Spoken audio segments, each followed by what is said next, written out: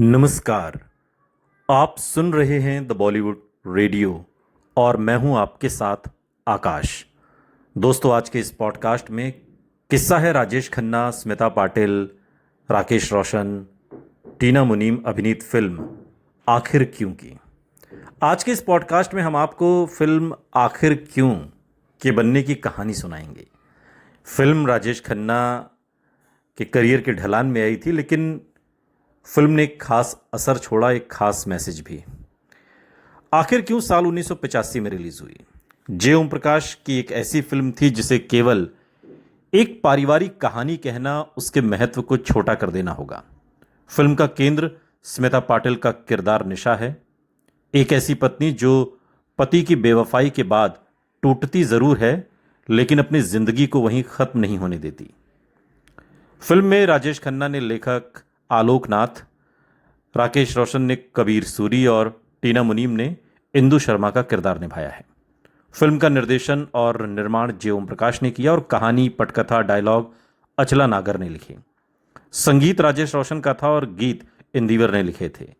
30 अगस्त साल 1985 को ये फिल्म पर्दे पर आई थी।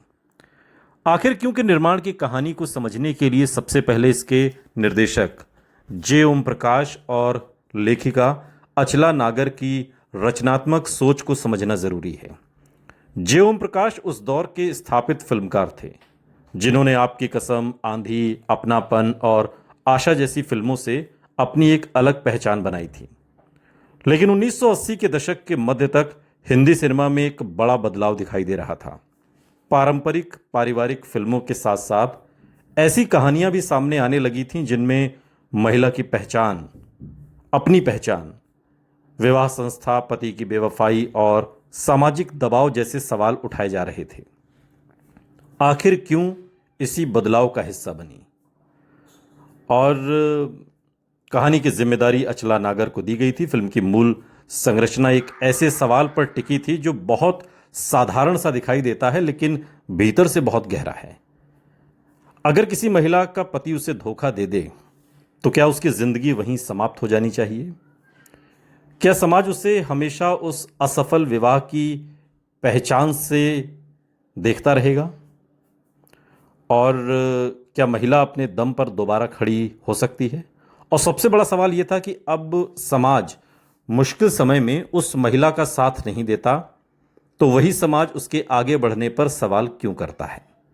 शायद इसी सवाल के जवाब में ये शीर्षक था आखिर क्यों। जे ओम प्रकाश ने फिल्म के लिए कलाकारों का चुनाव भी बहुत सोच समझ कर किया।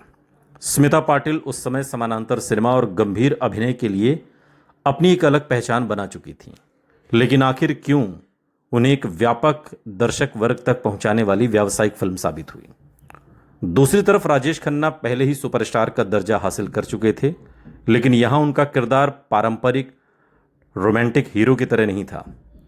वो निशा की जिंदगी में आने वाला ऐसा पुरुष था जो उसके टूटे आत्मविश्वास को वापस जगाने में मदद करता है। राकेश रोशन ने कबीर के रूप में एक ऐसे पति का किरदार निभाया जो सफल, आकर्षक और आर्थिक रूप से मजबूत है, लेकिन वैवाहिक जिम्मेदारी और निशा के मामले में कमजोर साबित होता है। टीना मुनीम इंदु के रूप में कहानी के उस हिस्से को सामने लाती हैं जहां पारिवारिक रिश्ते, आकर्षण और महत्वाकांक्षा आपस में टकराती है। लेकिन अब कहानी की ओर बढ़ते हैं। फिल्म की शुरुआत दो चचेरी बहनों निशा और इंदु के रिश्ते से होती है। निशा अनाथ है और अपने रिश्तेदारों के घर में पली बढ़ी है। इंदु उसी परिवार की बेटी है। दोनों की परवरिश एक ही घर में होती है, लेकिन दोनों के व्यक्तित्व बिल्कुल अलग हैं। निशा शांत है, सरल, पारंपरिक और परिवार के मूल्यों को महत्व देने वाली लड़की है, जबकि इंदु ज्यादा आधुनिक और स्वतंत्र विचारों वाली लड़की है। दोनों के बीच बचपन से ही सामाजिक स्थिति और व्यवहार को लेकर अंतर दिखाई देता है। एक शादी के मौके पर दोनों की मुलाकात कबीर सूरी से होती है। कबीर सफल कारोबारी है, आकर्षक व्यक्तित्व का मालिक है और उसके पास पैसा भी है। इंदु को कबीर पसंद आ जाता है और उसे पूरा विश्वास होता है कि कबीर उसी से शादी करेगा। लेकिन कहानी यहां एक अप्रत्याशित मोड़ लेती है। कबीर इंदु की बजाय निशा की ओर आकर्षित होता है। उसे निशा का शांत, घरेलू और पारंपरिक स्वभाव पसंद आता है। कबीर निशा से शादी कर लेता है। इंदु के लिए ये एक बहुत बड़ा झटका होता है। शादी के बाद शुरुआत में निशा और कबीर का जीवन बहुत खुशहाल दिखाई देता है। निशा अपने पति को प्यार करती है और उसे लगता है कि उसे आखिरकार अपना घर और परिवार मिल गया है। वो पति के साथ पूरी निष्ठा से जीवन बिताना चाहती है। लेकिन कबीर का चरित्र उतना सरल नहीं है। वो बाहर की दुनिया में दूसरी महिलाओं से संबंध बनाने का आदी है और अपने कारोबारी दौरों को इन मुलाकातों के लिए बहाने की तरह इस्तेमाल करता है। निशा इन बातों से अनजान रहती है और वो अपने पति पर पूरा भरोसा करती है। कहानी में अगला मोड़ तब आता है जब निशा गर्भवती होती है। डॉक्टर उसकी गर्भावस्था को जटिल मानते हैं और उसे ज़्यादा आराम की ज़रूरत बताते हैं। परिवार की तरफ से इंदु को निशा की देखभाल के लिए उसके घर भेजा जाता है। यही वो परिस्थिति है जहां पुराना आकर्षण दोबारा जागता है। इंदु और कबीर एक दूसरे के करीब आने लगते हैं और धीरे धीरे उनका संबंध विवाह की सीमा को पार कर जाता है। निशा इस सब से पूरी तरह अनजान रहती है। वो अपनी आने वाली संतान और परिवार को लेकर खुश है और अंततः एक बेटी का जन्म होता है। लेकिन जब वो अस्पताल से घर लौटती है तब उसके सामने उसके जीवन का सबसे बड़ा सच आता है। उसे पता चलता है कि उसके पति और उसकी अपनी चचेरी बहन इंदु के बीच संबंध बन चुके हैं। ये केवल पति की बेवफाई नहीं थी, निशा के लिए एक दोहरा विश्वासघात भी था। एक तरफ वो आदमी था जिसे उसने अपना जीवन साथी माना और दूसरी तरफ वो लड़की थी जिसे उसने अपने परिवार का हिस्सा समझा। निशा कबीर से सवाल करती है, लेकिन कबीर अपने किए पर तुरंत पश्चाताप करने की बजाय उसे समझौता करने की सलाह देता है। उसका तर्क होता है कि जिंदगी में ऐसी चीजें हो जाती हैं और निशा को परिस्थितियों के साथ समझौता कर लेना चाहिए। लेकिन निशा ऐसा करने से साफ इनकार कर देती है। और यही वो क्षण है जब निशा एक पत्नी से एक स्वतंत्र महिला में बदलना शुरू होती है। वो अपना घर छोड़ देती है। उसके सामने सबसे बड़ा सवाल अपनी बेटी का भविष्य होता है। फिल्म में यहां उस समय के भारतीय समाज की उस मानसिकता पर सवाल भी उठता है जिसमें विवाह टूटने की स्थिति में अक्सर दोष महिला पर ही डाल दिया जाता है। निशा को अपने फैसले की कीमत चुकानी पड़ती है। समाज उसके साथ खड़ा नहीं होता, लेकिन वो हार नहीं मानती। निशा के जीवन में इसी समय आलोक नाथ की एंट्री होती है, जिसे राजेश खन्ना ने जिस किरदार को निभाया है। आलोक एक लेखक हैं, पत्रकार हैं। वो निशा की जिंदगी में किसी फिल्मी हीरो की तरह अचानक आकर उसकी सारी जो समस्याएं उसे हल नहीं करता, बल्कि इसके बजाय उसके संघर्षों को समझता है और उसके व्यक्तित्व का सम्मान करता है। निशा धीरे धीरे अपने जीवन को नए सिरे से शुरू करती है। वो अपनी कहानी, अपने अनुभव और अपने संघर्ष को शब्द देती है। वो लेखन के क्षेत्र में आगे बढ़ती है और सफलता हासिल करती है। यही फिल्म का सबसे महत्वपूर्ण हिस्सा है। निशा को अपनी पहचान किसी पुरुष के सहारे नहीं, बल्कि अपनी मेहनत और प्रतिभा के दम पर मिलती है। और यही वजह है कि फिल्म के सबसे चर्चित गीतों में कोमल है, कमजोर नहीं तू, शक्ति का नाम ही नारी है बहुत महत्व रखता है। यह गीत केवल फिल्म का गाना नहीं, बल्कि पूरी कहानी का घोषणा पत्र है। आशा भोसले की आवाज में और राजेश रोशन के संगीत पर इंदिवर के शब्दों ने उस दौर में महिला सशक्तिकरण का एक सीधा संदेश दिया। उधर निशा के जाने के बाद कबीर और इंदु की जिंदगी भी वैसी नहीं रहती जैसी उन्होंने सोची थी। शुरुआत में उन्हें लगता है कि अब वो स्वतंत्र हैं और अपनी जिंदगी अपने हिसाब से जी सकेंगे, लेकिन समय के साथ आर्थिक और पारिवारिक परिस्थितियां बदलती हैं।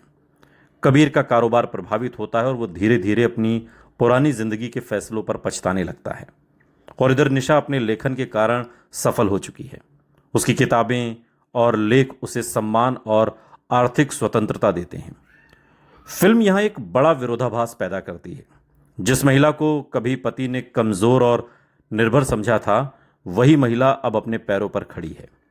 समय बीतता है और निशा और कबीर की बेटी बड़ी हो जाती है। बेटी की शादी का समय आता है। कबीर आर्थिक संकट में है और अपनी बेटी की शादी को लेकर परेशान भी। तभी निशा सामने आती है, लेकिन वो कबीर के पास बदला लेने नहीं आती।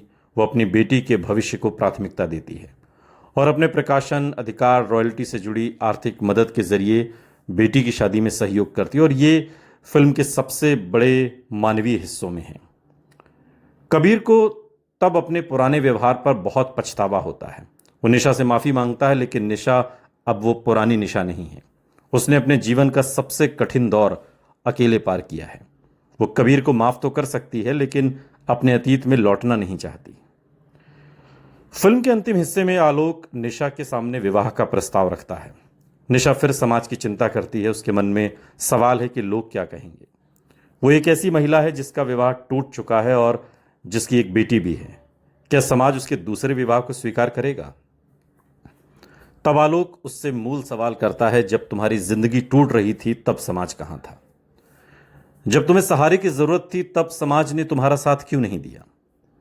फिर अब अपनी जिंदगी का फैसला करते समय तुम उसी समाज से क्यों डर रही हो? आखिर क्यों? यही फिल्म का शीर्षक अपने पूरे अर्थ में सामने आता है। आलोक निशा को यह समझाने की कोशिश करता है कि जिंदगी समाज के फैसलों से नहीं, व्यक्ति के अपने फैसलों से चलनी चाहिए। और अंततः वो उसके माथे पर सिंदूर लगाता है और कहानी एक ऐसे मोड़ पर खत्म होती है जहां निशा अपनी जिंदगी के बारे में फैसला खुद करती है। आखिर क्यों का संगीत फिल्म की सबसे बड़ी ताकत बना। राजेश रोशन ने संगीत दिया और इंदिवर ने गीत लिखे। फिल्म का मूल साउंड ट्रैक 5 प्रमुख गीतों के रूप में है और लता मंगेशकर, अमित कुमार, अनुराधा पौडवाल, मोहम्मद अजीज और आशा भोसले की आवाज़ें हैं। एक गीत है जो बहुत मशहूर हुआ, दुश्मन न करे दोस्त ने वो काम किया है, उम्र भर का गम हमें इनाम दिया है। लता मंगेशकर और अमित कुमार ने इस गीत को गाया। ये गीत फिल्म की भावनात्मक स्थिति का सबसे मार्मिक प्रतिनिधित्व करता है। गीत में धोखे का दर्द है और खास बात यह है कि धोखा किसी दुश्मन ने नहीं बल्कि अपने लोगों ने दिया है। दूसरा जो महत्वपूर्ण गीत है वो कोमल है कमजोर नहीं, जिसे आशा भोसले ने गाया है और महिला सशक्तिकरण का प्रतीक है। एक अंधेरा लाख सितारे, मोहम्मद अजीज की आवाज़। शाम हुई चढ़ आई रे बदरिया, लता मंगेशकर ने इस गीत को गाया है। सात रंग में खेल रही है दिल वालों की टोली, अनुराधा पौडवाल और अमित कुमार का गाया गीत है।